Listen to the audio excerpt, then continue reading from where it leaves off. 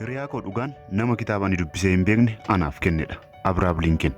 Kitaaba ani guyyaa tokko dubbisee ture guutummaa jireenya koo jijjiire. Orhan Pamuk.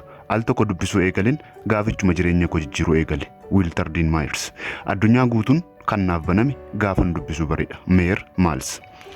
Nagaa keenyas hin daganne akkam jirtu kabajamtoonni hordoftoota sagantaa keenya. Kun sagantaa kitaabni maal jedhaati. Sagantaa kitaabni maal jedha jedhuun sagantaa keenya darbe keessatti sagantaalee hedduu dhiyeessuun keenya ni yaadatama. Har'a immoo sagantaa kitaabni maal jedha jedhu kanaan kitaaba dubbistoota hedduuf jaalatamummaa guddaa qabu kan Piroofeesar Miratuu Shaanqoo barreessan qabannee dhiyaanneerra. Mata dureen kitaabichaas akkas jedha. Akka abdiin kutanne abdii kutadhodha. Kitaaba kana keessa mata duree tokko qabannee dhiyaanneerra. Amma xumura sagantaa keenyatti waan waliin turtan waan gaarii argattoonni xamanna.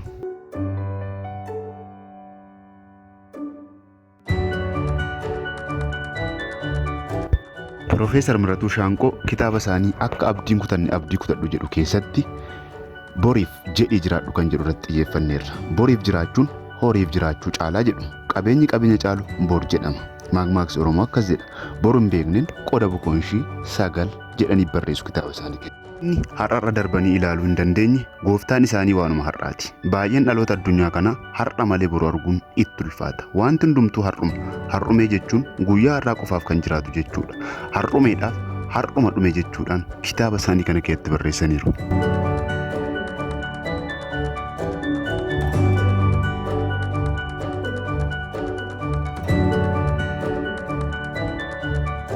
Namoonni mallattoo armaan olii yoo sirriitti mul'ate yoo jiraate dafaatii du'aa jedhanii kitaaba isaanii kana keessatti barreessaniiru. Yookiin immoo dafaatii namummaatti deebi'aadhanii kitaaba isaanii kana keessatti ibsaniiru. Boriif jiraachuun horiif jiraachuurra baay'ee caala. Namoonni boriif jiraatan yeroo baay'ee gatii baasuutti itti baay'ata. Gatii baastee nama borii ta'uu siif wayya.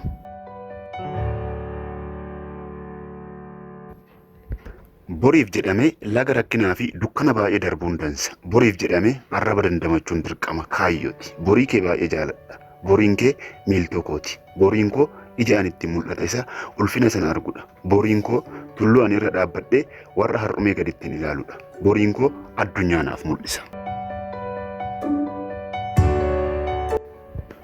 Boriin koo yaadatamuu koo fidee naaf dhufa. Boriin koo ija dhaloota baay'ee banuuf jira. Boriin koo borii kooti. Kan keessanoo akkam ree borii keessaniif har'uma murteeffadha. Boriif jedhee har'a akkan arge hin jiraadhu. Waan argineef hin gugguufnu.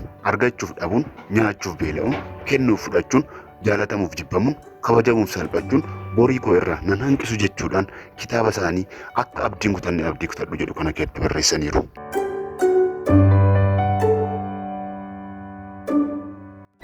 Itti dabaluunis borii keef jedhi jiraadhu malee horii keef jettee hin jiraatin jedhanii barreessaniiru. Ija waan qabduuf argita miti. Arguu waan qabduuf argita malee. Borii keef jedhi jiraadhu. Boriin kee siif jedhee jiraataati. Namoota muraasatu borii isaaniif jiraata. Baay'oliin jaallan boriin isaanii jalaa dhokatee guyyaan har'atti dukkanaa'edha.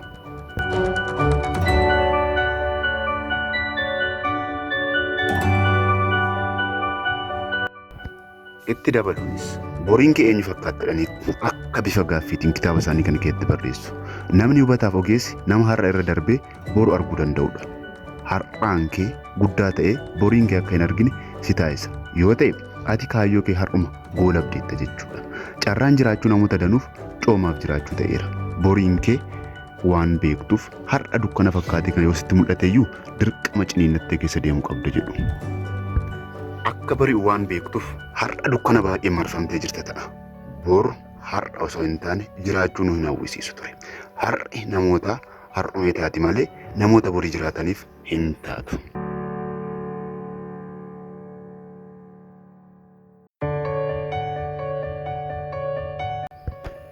Itti dabaluunis kitaaba isaanii kana keessatti borii koo caala firnatti dhiyaatu hin jiru jedhu.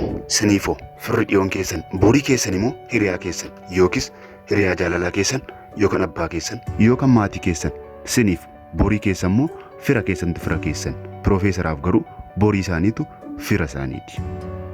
Kana malees Hiriyaan koo hiriyaa koo naaf caalu kamiyyuu borii koo fi waaqa kooti jedhu. Salphinni ulfina fakkaatu baay'ee keessa kan darbituuf borii keetiif ulfina fidee dhufaa jira waan jettuuf shakkiin qabu. Akkasitti yaadda taanaan atii fi boruun kee yeroo gabaabaa keessatti wal argitu. Gaafa sana dhalootaaf bu'aa taatu. Waaqaafis immoo galata galchitu jedhu. Boriin kun yoom dhugoomanii gaaffii gaafatu. Bor yoomi? Boru guyyaa salphinaaf dukkana booda dhufudha. Hanga gaafa addunyaa kanarraa boqottutti borii baay'ee qabda. Kanaafuu abdiin kutatiin. Ijji kee banamee borii kee yoo argiira ta'e jibbamuu, jaalatamuu, yeroof kabajamuu hundumarra darbii deemi.